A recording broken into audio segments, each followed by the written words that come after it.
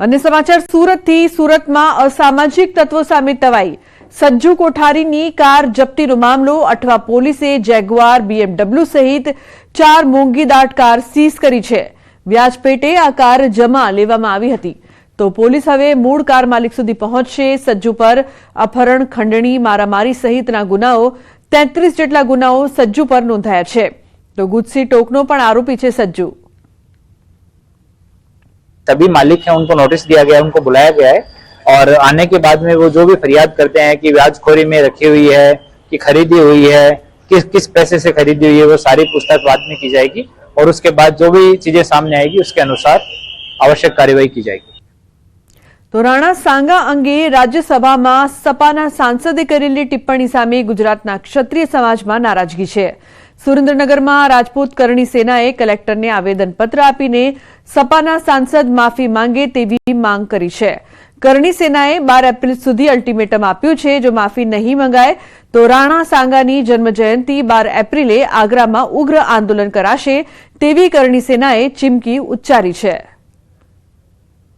ખાલી અને ખાલી પોતાના દેશ માટે લડવાની હિંમત જે કેરેક્ટરમાંથી આવે એવા કેરેક્ટરની આબરૂ કાઢતા હોય અને એવા કેરેક્ટર માટે અમાન્ય असंसदीय शब्दों उपयोग કરીને રાજ્યસભામાં બોલતા હોય એવા સાંસદોની વિરુદ્ધમાં આજે અમે બહુ જ પ્રચંડ આંદોલન લઈને કલેક્ટર સાહેબને રજૂઆત કરવા આવ્યા હતા। જો એ નહીં થાય તો આગામી દિવસોમાં અમારો આગ્રાની અંદર 12 તારીખે 12 એપ્રિલે બહુ મોટો અમે કાર્યક્રમ કરીએ છીએ। અમે એમને અલ્ટિમેટમ આપીએ છીએ કે 12 તારીખ સુધીમાં એના શબ્દો પાછા લઈ લે, કાં તો સરકાર આની વર્તે કંઈક કરે, આનો ઉપચાર ગોતે, નહીતર 12 તારીખે મહારાણા સાંગાની જયંતિ છે ત્યારે समग्र भारतना क्षत्रियो आग्रानी अंदर महाराणा सांगानी जयंती उजवशे।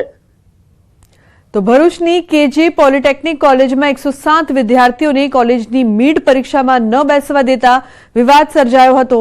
इलेक्ट्रिकल विभागना बीजा सेमेस्टरना 180 विद्यार्थीमांथी 107 विद्यार्थी ने कॉलेजनी मीड परीक्षा में बेसवा न देवाया। कॉलेज तंत्रे जणाव्युं के आ विद्यार्थीओनी हाजरी ओછી હતી તેથી આવો નિર્ણય લેવાયો છે। જ્યારે વિદ્યાર્થીઓએ આક્ષેપ કર્યો કે હાજરીનું કોઈ પત્રક જાહેર કરવામાં નથી આવ્યું કે ન હાજરીને લઈને કોઈ વોર્નિંગ આપવામાં આવી। ત્યારે આજે વિદ્યાર્થી આગેવાન યોગી પટેલ સાથે વિદ્યાર્થીઓએ રજૂઆત કરી ત્યારે કોલેજના પ્રોફેસરે હાજરી અંગે બાહેંધરી લઈને પરીક્ષામાં બેસવાની મંજૂરી આપી હતી।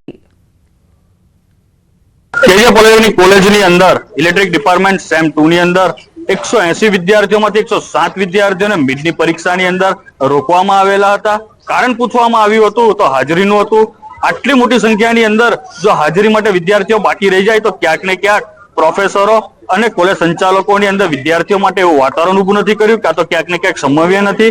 આ વિદ્યાર્થીઓને પોતાની હાજરી પત્રક દર મહિને જાહેર કરવાનું તે પણ કર્યું નથી ને જાણ પણ કરવામાં નથી આવી। આ માટે આચાર્યશ્રીને રજૂઆત કરવામાં આવી હતી। અમારે દરેક પરીક્ષા પહેલા અમે દરેક હાજરી લેતા હોઈએ છીએ અને જોઈએ ગણતરી કરીએ કે ભાઈ 75% હાજરી થાય, પણ જે વિદ્યાર્થીઓ આવ્યા હતા એ બધાની હાજરી 75% કરતા ઓછી અને ઘણી જ ઓછી હતી એટલે પ્રશ્ન ઊભો થયો હતો।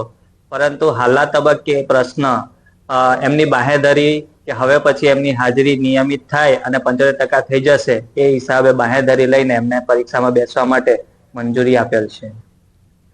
अन्य समाचारनी वात करीए तो सूरतना बारडोलीमां दारू जुगार जेवी असामाजिक प्रवृत्ति सामे लोकोमां रोष व्याप्यो छे। માંગરોળના લીંબાડા ગામના રહીશોએ મોટી સંખ્યામાં મામલતદાર કચેરી પહોંચ્યા અને દારૂ તેમજ જુગારના અડ્ડા બંધ કરાવવા આવેદનપત્ર પાઠવ્યું। માંગરોળ મામલતદારને આવેદનપત્ર પાઠવાતા પોલીસ સામે સવાલ ઉઠ્યા। અસામાજિક પ્રવૃત્તિ સાથે સંકળાયેલા 10 જેટલા લોકોના નામ વિગત આપવામાં આવી। અવારનવાર ટકોર કરતા ઉગ્ર ઝઘડા થતા હતા। અંતે મોટી સંખ્યામાં ગામની મહિલાઓ સહિત રહીશોએ સૂત્રોચ્ચાર કરીને આવેદનપત્ર પાઠવ્યું છે। આ દારૂ છે, વ્યસન છે એના મુક્ત માટે કે જે પેલા પ્રજા હતી ને જે વ્યસનમાં જે ગરીબી આવી લેડીઝો પર કે કોઈ વિધવા બની ગઈ તો અત્યારે યુવાનો પર આ અસર ના પડે એના માટે અમે આવેદનપત્ર અપાવેલા છે। મારા ગામમાં 24 કલાક માટે એ દારૂના ધમધમતા અડ્ડાઓ ચાલે છે 24 કલાક ને એની 24 કલાક રાત દિવસ સુધી એના અડ્ડાની અમારા ફળિયામાંથી હેરાફેરી થાય છે। અમારા ફળિયામાં જે બાળકો રમતા હોય કે અમે હીડા રસ્તે ચાલતા બી હોય તો એ લોકો એટલી બેફામ ગાડી હાકે છે કે અમને લઈ પાડે એની એ લોકો પરવા રાખતા નથી ને અમે કઈ કશું કહેવા ગયા છે તો અમને ધમકી આપે છે ને અમને ધમકી આપે ને પાછા એ લોકો જ અમારા ઉપર થી અરજી કરવા જાય। ગુજરાત સરકારની યુનિફોર્મ સિવિલ કોડ માટેની સમિતિએ નર્મદા જિલ્લાના રાજકીય આગેવાનો, પ્રતિષ્ઠિત નાગરિકો અને સંસ્થાઓ સાથે કલેક્ટર કચેરી ખાતે બેઠક યોજી હતી. કોમન સિવિલ કોડ અંગે કમિટીના સભ્યોએ હાજર આગેવાનોના મંતવ્યો જાણ્યા હતા. આ બેઠકમાં હાજર આદિવાસી સમાજના આગેવાનોએ યુનિફોર્મ સિવિલ કોડ અંગે સમર્થન કર્યું હતું અને આ કાયદામાં આદિવાસીઓનો પણ સમાવેશ કરવા રજૂઆત કરી હતી.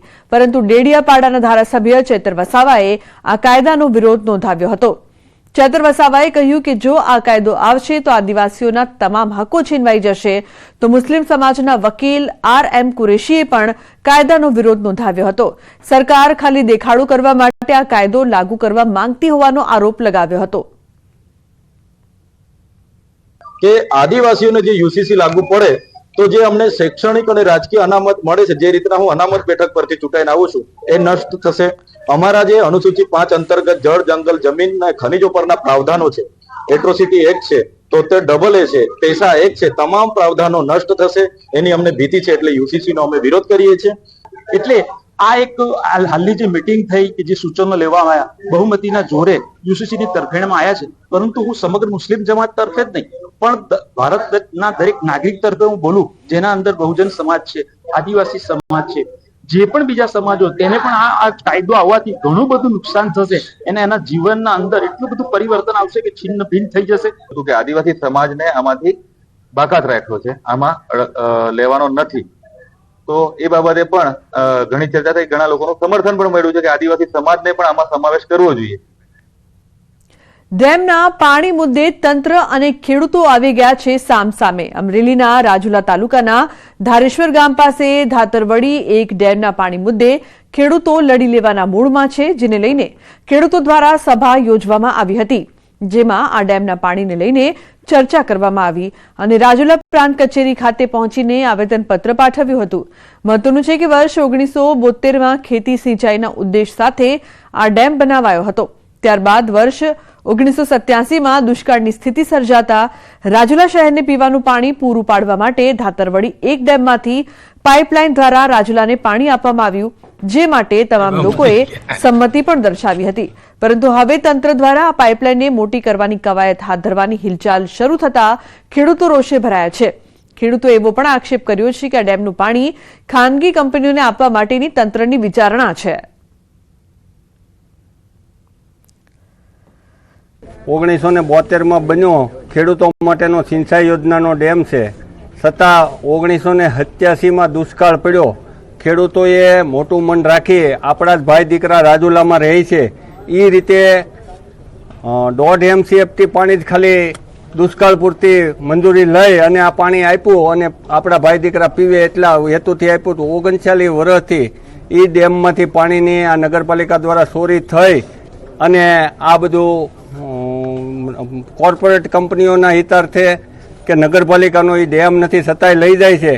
તંત્ર દ્વારા, નગરપાલિકા દ્વારા એમના અમુક મળતિયાઓને લાભ ખટાવવા માટે થઈ, જે કોન્ટ્રાક્ટરો છે એને ફાયદો થાય એના માટે થઈ અને કંપનીઓને અને GIDC વિસ્તારમાં જે વધારાનું પાણી આપવા માટે થઈ અને ક્યાંક ને ક્યાંક હજુ આ 2 લાઈન હોવા છતાં ત્રીજી લાઈન નાખવાના પ્રયત્ન થઈ રહ્યા છે.